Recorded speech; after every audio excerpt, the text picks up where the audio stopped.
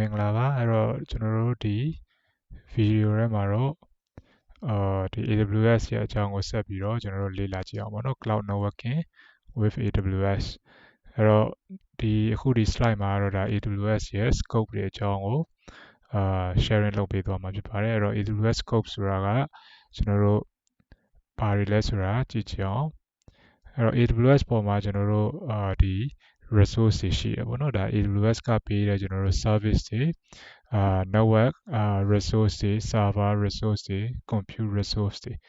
စသဖြင့်သူ့ရဲ့ဒီ resource တွေကျွန်တော်တို့ AWS cloud ပေါ်မှာရှိတယ်အဲ့တော့အဲ့ဒီ resource တွေကသူတို့ရဲ့ကျွန်တော်တို့ဗာလဲဆိုတော့ scope တွေရှိတယ် coverage တွေရှိတယ်အဲ့တော့ဒီမှာဆိုရင်ကျွန်တော်တို့တွေ့ရတဲ့အတိုင်းပဲเนาะ AWS resource တွေဒီကျွန်တော်တို့ဒီမှာ availability zone အတွင်းမှာပဲသုံးလို့ရတဲ့ resource တွေရှိနိုင်တယ်လို့ကျွန်တော်တို့ region နဲ့အတွင်းမှာသုံးလို့ရတဲ့ resource တွေရှိနိုင်တယ်အဲ့လိုပဲကျွန်တော်တို့ global level အထိသုံးလို့ရတဲ့ resource တွေရှိနိုင်တယ်အဲ့တော့ဒီမှာ AZ ထဲမှာဆိုရင်ဒီမှာတွေ့ရတယ်ဆိုရင်ဥပမာ NAT gateway ပေါ့နော် NAT gateway တွေရှိမယ် subnet တွေရှိမယ် elastic network interface တွေရှိမယ်တခြား resource တွေရှိသေးတယ်ပေါ့နော်ဒါအကြမ်းမြင့်အနေနဲ့ပြောပြတာအဲ့တော့ NAT gateway ဆိုရင်ကျွန်တော်တို့က AZ အတွင်းမှာပဲသုံးလို့ရတယ်အဲ့တော့ကျွန်တော်တို့ကိုရိုတွေရဲ့ network မှာ AZ က2ခုဒါမှမဟုတ်ရင်3ခုသုံးမယ်ပေါ့နော် availability zone ဥပမာဒီကျွန်တော်တို့ဒီ Asia Pac Singapore ဆိုရင် availability zone 3 zone ရှိတယ်အဲ့တော့3ခုသုံးမယ်အဲ့3ခုသုံးမယ်ဆိုရင်ကျွန်တော်တို့ NAT gateway က3ခုကျွန်တော်တို့ create လုပ်ပေးရမယ်ပေါ့နော်ကျွန်တော်တို့ high availability အတွက်စဉ်းစားပြီးတော့အဲ့လိုပဲကျွန်တော်တို့ subnet ဆိုလည်း availability zone 3ခုသုံးမယ်ဆိုရင်ကျွန်တော်တို့ subnet 3ခုရှိရမယ်ပေါ့ဒါပေမဲ့ internet gateway ကြတော့ကျွန်တော်တို့ region တွေဖြစ်တဲ့အတွက်ဥပမာကျွန်တော်တို့ဒီ Asia Pac Singapore region မှာဆိုရင် internet gateway တစ်လုံးပဲကျွန်တော်တို့ရှိဖို့လိုတယ်ပေါ့နော်အဲ့တော့အဲ့လိုပဲကျွန်တော်တို့တခြားနိုင်ငံတွေ US East 1 တို့ဘာတို့တခြားကျွန်တော်တို့ region တွေမှာဆိုရင်လည်း internet gateway ကတစ်ခုပဲလိုတယ်အဲ့တော့ဒါမျိုးသူ့ရဲ့ scope တွေ coverage တွေပေါ်မူတည်ပြီးတော့ကျွန်တော်တို့ create လုပ်ရတဲ့ network တွေresource တွေက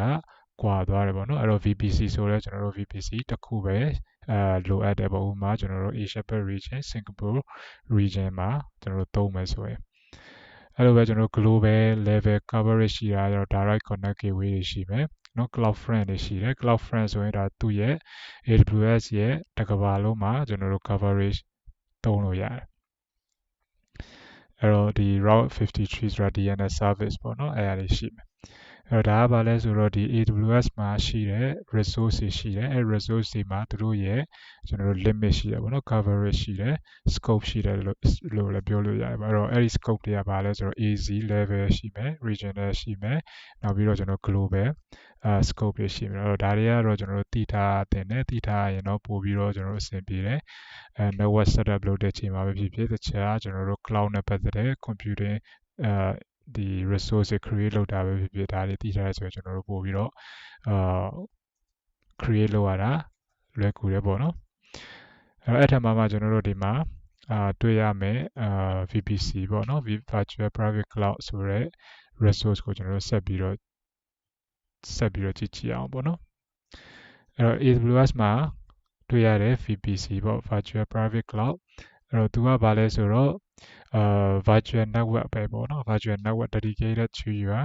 AWS account ကျွန်တော်တို့ရဲ့ AWS account ကို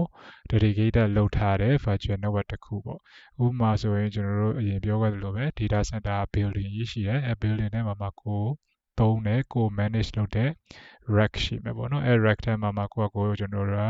network device တွေထည့်မယ် server တွေထည့်မယ်နောက်ပြီးတော့ network ကြီးကိုကျွန်တော်တို့ set up လုပ်တယ်အဲ့လိုပဲဒီ AWS cloud ကြီးပေါ်မှာကိုယ်ပိုင်ကျွန်တော်တို့ manage လုပ်လို့ရတဲ့ virtual network ကိုဘာလို့ခေါ်လဲဆိုတော့ကျွန်တော်တို့ VPC လို့ခေါ်တယ်နောက် VPC resource တွေကကြတော့ကျွန်တော်တို့ VPC create လုပ်လိုက်တယ်ဆိုရင်သူနဲ့ပါလာတဲ့default ပါလာတဲ့ကျွန်တော်တို့ resource တွေရှိတယ်ပေါ့နော်VPC create လုပ်တယ်ဥပမာကျွန်တော်တို့ဒီSingapore region မှာ VPC တစ်ခုဆိုရင် create ရှိတယ် VPC ရှိတယ်ပေါ့အဲ VPC ကကျွန်တော် default VPC အဲ့မှာပါလာတဲ့ကျွန်တော်တို့ default resource တွေရှိတယ်အဲ့တော့အဲ့အရာတွေကဘာတွေလဲဆိုတော့ဒီမှာတွေ့ရတဲ့ကျွန်တော်တို့ DHCP နော် option set တွေရှိမယ် default network ACL တွေရှိမယ်နောက်ပြီး default ကျွန်တော်တို့ security group တွေရှိမယ် main route တွေပဲ route တွေပဲရှိမယ်ပေါ့နော်အဲ့တော့ security group တွေ ACL တွေကတော့ကျွန်တော်အရင် video မှာ share ခဲ့တယ်နောက်ပြီးတော့ route table တွေအဲ့ဒါတွေလည်းကျွန်တော်တို့အရင် video မှာ share ခဲ့တယ်ပေါ့နော်DHCP option ကတော့ကျွန်တော်တို့ပုံမှန် network တွေမှာဆိုရင်DHCP option တွေရှိတယ်ဥပမာ DNS server တို့เนาะကျွန်တော်တို့ domain name DNS service တို့အဲ့ဒီ option တွေကကျွန်တော်တို့ကဒီမှာ create လုပ်ပေးရတာပေါ့နော်အဲ့တော့ DHCP option set တစ်ခုပါမယ်ဒီဘက်ပုံမှာတွေ့ရတယ်လို့ပဲကျွန်တော်တို့ဒီ region နဲ့ resource ပေါ့နော်ဒီ VPC ကအဲ့တော့ VPC ရှိမယ် VPC ထဲမှာကျွန်တော် availability zone တွေရှိမယ်အဲ့တော့ဒီ availability zone တွေကတော့ကိုယ့်ရဲ့ region ပေါ်မှာမူတည်ပြီးတော့ကွာတယ်တချို့ region တွေဆိုရင်ကျွန်တော်တို့2ခုရှိမယ်3ခုရှိမယ်ကျွန်တော်တို့အနည်းဆုံးတော့2ခုဒါမှမဟုတ်3ခုကနေစပြီးတော့ရှိတာပေါ့နော်တစ်ခု availability zone တစ်ခုပဲရှိတဲ့ region မရှိဘူးဘာဖြစ်လို့လဲဆိုတော့ကျွန်တော်တို့ high availability ရှိအောင်လို့ပေါ့နော်အဲ့တော့အနည်းဆုံးကျွန်တော်တို့2ခုဒါမှမဟုတ်3ခုကနေစပြီးတော့ availability zone တွေကဒီ region တစ်ခုမှာပါဝင်တယ်အဲ့တော့ဒါကတော့ကျွန်တော်တို့ဒီ AWS ရဲ့ virtual private cloud ပေါ့နော်သူက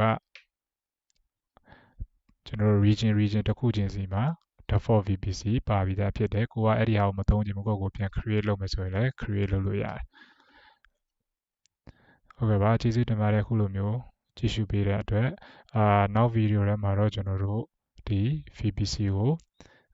ဆက်ပြီးတော့ create လုပ်သွားမှာဖြစ်ပါတယ်အဲ့တော့နောက် video တွေကိုဆက်ပြီးတော့ကြည့်ရှုပေးပါကျေးဇူးအများကြီးတင်ပါတယ်